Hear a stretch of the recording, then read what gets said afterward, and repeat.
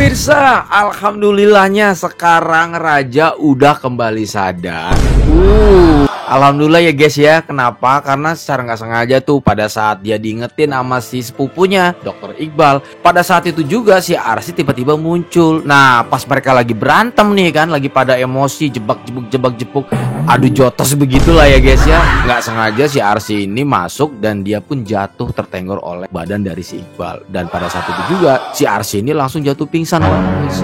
Dan di momen inilah para pemirsa, akhirnya Raja kembali sadar dan dia kembali menjadi dirinya sendiri. Pemirsa akhirnya senang.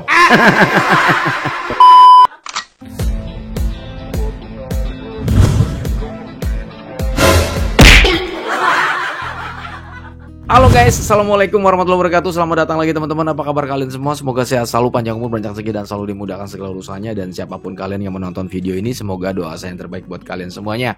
Seperti biasa teman-teman, kita akan membahas alur cerita sekaligus sinopsis dari trailer drama series Amka di episode yang ke-131. Wah, gokil, makin panjang ya. Sebelum kita membahas tentang kesadaran Raja, ya yang sudah kembali ke jalan normalnya, sebagai seorang raja yang sebenar-benarnya raja, kita juga nggak lupa kita mau ngebahas tentang si Dias dan juga Iqbal. Nah, sebetulnya runcing sih kalau mau ngebahasin mereka. Kenapa? Karena perjalanan cinta mereka tuh mungkin bisa dibilang lebih parah dari Arsy dan juga Raja. Ya, ada penghalang tembok yang sangat tinggi sekali yang mungkin saja itu bisa memisahkan rasa cinta dan rasa sayang mereka yang pada saat ini sedang mereka rasakan. Siapa lagi kalau bukan si nenek penyihir, kata Dias mah. Yaitu Hanum ya guys ya. Nggak tahu kenapa si Hanum ini kok benci banget sama Dias. Dia tuh ngerasa bahwa Dias ini memang tidak sesuai dengan tipe atau kriterianya si Hanum. Jadi pengen banget kalau si Iqbal ini nikahnya sama orang yang wah, atau sama perempuan yang betul-betul punya titel yang sangat bagus sekali ya para pemirsa. Kita juga semua tahu bahwa pada saat itu hubungan Dias dan Iqbal ini kan sudah putus ya, mungkin sudah berkali-kali ya. Tetapi apa yang terjadi, mereka selalu dipertemukan dengan sebuah momen yang tidak disangka dan tidak diduga ya. Udah berapa kali putus, tapi nyambung lagi. Kembali lagi, sebetulnya bukan karena keinginan mereka untuk rujukan atau kembali lagi ya, pacaran lagi gitu guys ya. Tapi momennya itu selalu datang aja gitu ya.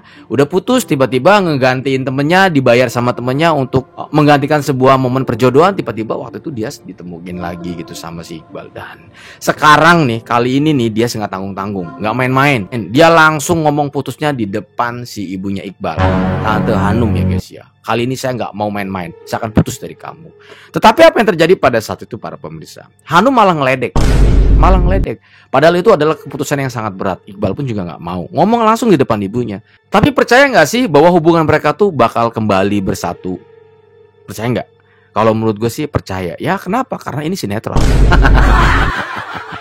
Walaupun di dunia nyata hal ini bisa terjadi ya, yang awalnya udah putusan segala macam, bisa apa ya, nggak menutup kemungkinan bahwa percintaan yang terhalang tembok yang begitu besar tuh bisa bersatu. Nah apalagi ini sinetron, udah pasti itu ada skenarionya. Jadi gue yakin banget bahwa hubungan Dias dan Iqbal ini pasti bakal bersatu. Apa yang menyebabkan mereka bisa bersatu kembali? Sudah jelas dong, pastinya mungkin saja karena karirnya si Dias ini bakal lebih baik nantinya. Lalu nanti mungkin si Tante Hanum ini mengalami sebuah masalah atau sebuah musibah gitu ya, yang tidak disangka dan tidak diduga, dan pada saat itu sosok Dias lah yang mampu menolong dan membantu dia.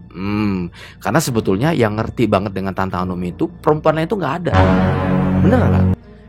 Iya guys, yang ngerti dengan kriteria dan keinginan Tante Hanum itu cuma Dias doang yang tahu. Dari segi pakaian dia tahu banget gitu, dari segi makanan dia tahu banget gitu sama Tante Hanum. Karena memang karakter dan watak si Tante Hanum ini sama si Dias ini nggak jauh beda, sama-sama judes, sama-sama jutek gitu.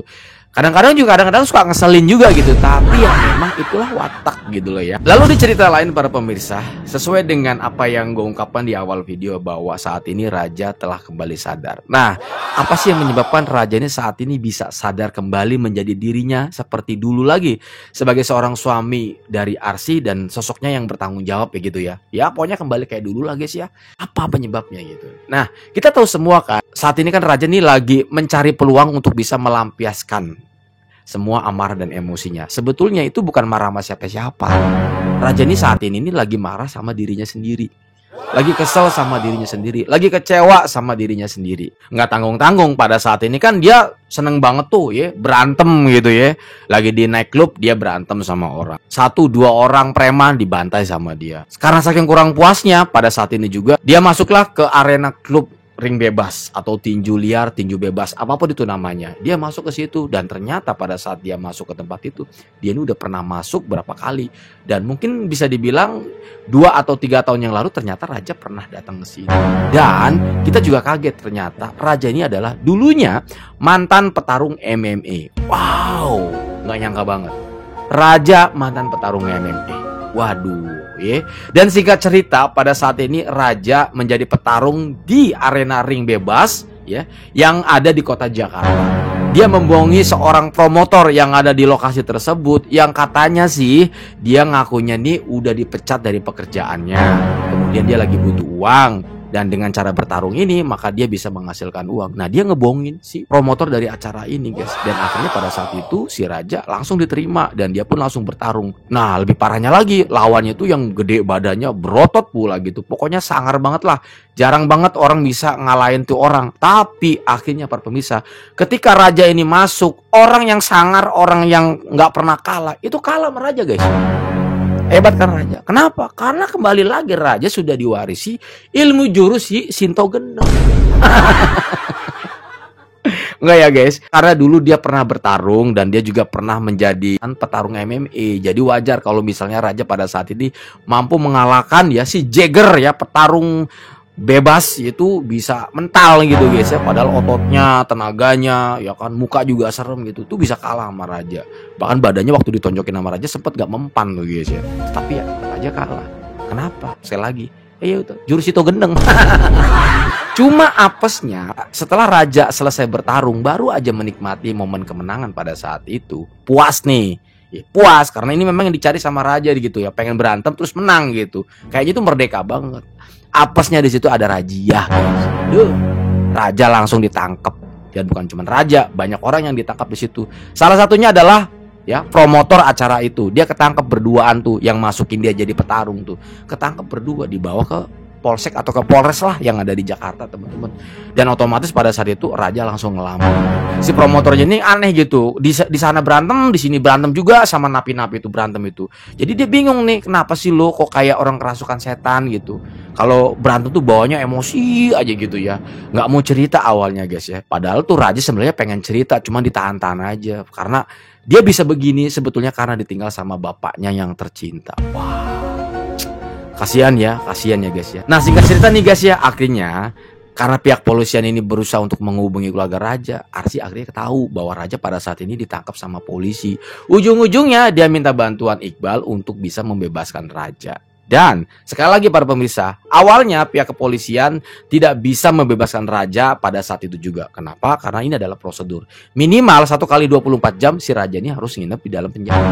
Jadi paling nggak Raja bisa keluarnya tuh besoknya gitu lah. Pokoknya setelah nginep sehari semalam lah gitu guys ya. Biar ini menjadi efek jera kata pihak kepolisian. Ada betulnya juga sih ya. Tetapi apa yang terjadi pada saat itu setelah Raja keluar dari penjara, itu nggak jera guys. Nggak insaf. Malah dia semakin menggila gitu. Dia nih udah bebas, dinasihatin sama istrinya masih nggak mempan, keluar lagi padahal istrinya lagi hamil dan udah mulai gede nih perutnya nih si Arsy nih guys. Ke klub naik lagi ya kan, sengaja tuh mau cari orang yang bikin gara-gara lah gitu ya. Pokoknya kalau ada yang noel dikit ajak ribut gitu lah, berantem babak belur gitu lah. Udah nggak penting tuh mau mukanya kayak gimana tuh udah nggak dipikirin lagi, mau bonyok mau kayak gimana bodo amat gitu ya. Yang penting dia bisa puas gitu. Ketika si Raja ini datang ke sebuah klub, tiba-tiba pada saat itu si Arsy ini ngeluh.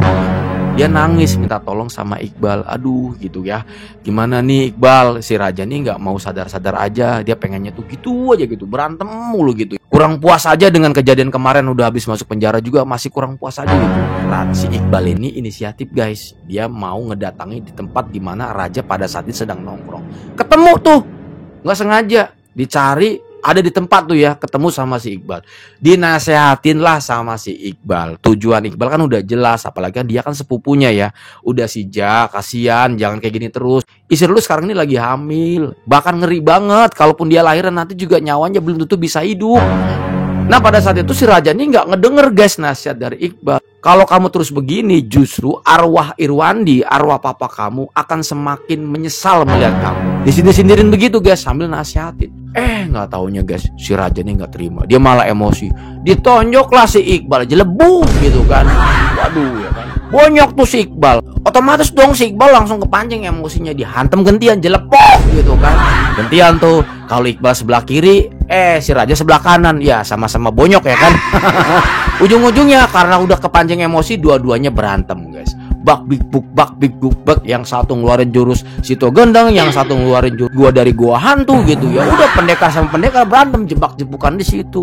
Nggak taunya secara nggak sengaja nih para pemirsa, Arsy tiba-tiba pada saat itu nongol, datang masuk ke tempat di mana mereka lagi berantem, ketenggor sama si jatuh, blak. Wah, pingsan di situ. Yang awalnya dua orang ini lagi pada emosi ya, lagi gontok-gontokan di situ, lagi tonjok-tonjokan lah ya. Begitu ngeliat Arsy jatuh, dua-duanya langsung tuh terfokuskan sama Arsy. Kagetlah pada saat itu. Dibawalah Arsy pada saat itu ke rumah sakit para pemirsa. Dan disinilah raja langsung menangis. Kenapa? Karena dia nggak kuat melihat istrinya pingsan, kagak bangun-bangun. Nangis terus guys, mewek gitu. Kalau dikumpulin air matanya mungkin nyampe 2 ember guys ya. Cukuplah buat mandiin si Hanum ya, biar cepat insap juga tuh. Dan singkat cerita para pemirsa, dan saat ini ketika raja melihat istrinya jatuh pingsan dan susah banget untuk sadarnya, disinilah akhirnya raja kembali sadar. Dia lupa bahwa dengan seperti ini, bahwa permasalahan bukan selesai, kesedihan bukan selesai, melainkan justru akan menambah masalah dan menambah kesedihan.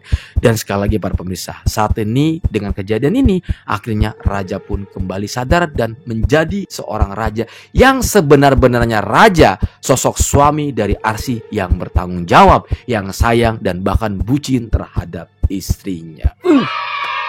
Edelnya udah hilang, edan elingnya guys ya. Oke guys, mungkin hanya ini alur cerita sekaligus sinopsis dari trailer drama Seri Sapka di episode yang ke-131. Semoga tayangan ini bisa menghibur kalian. Mohon maaf kalau ada kata-kata salah. Saya undur diri pamit. Assalamualaikum warahmatullahi wabarakatuh dan bye-bye.